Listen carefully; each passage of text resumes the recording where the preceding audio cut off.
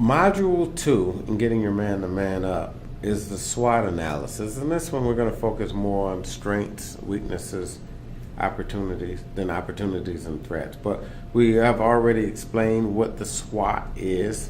And I want you to go back to your survey and see what the survey says about what you are doing when it comes to getting your man to man up, and what are some things you could use as resources. So of the surveys, I thought this one you may find particularly helpful in empowering yourself to find some ways to getting your man to man up.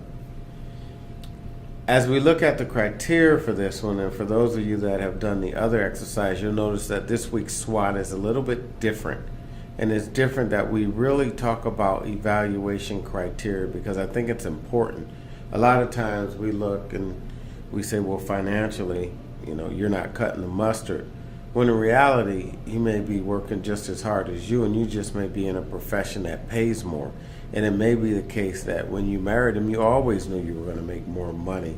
So, when we look at the criteria, what was your criteria at that time? And I've had clients come in and say, well, my criteria was, I was really impressed because he had a child from another relationship or marriage, and the way he interacted with her was my criteria. So we want to remind you of that. And just when you're making ratings, to make your ratings based on the things that are very important to you, and to be very clear about that. And that will affect your evaluation process, obviously, and affect your evaluation to boot.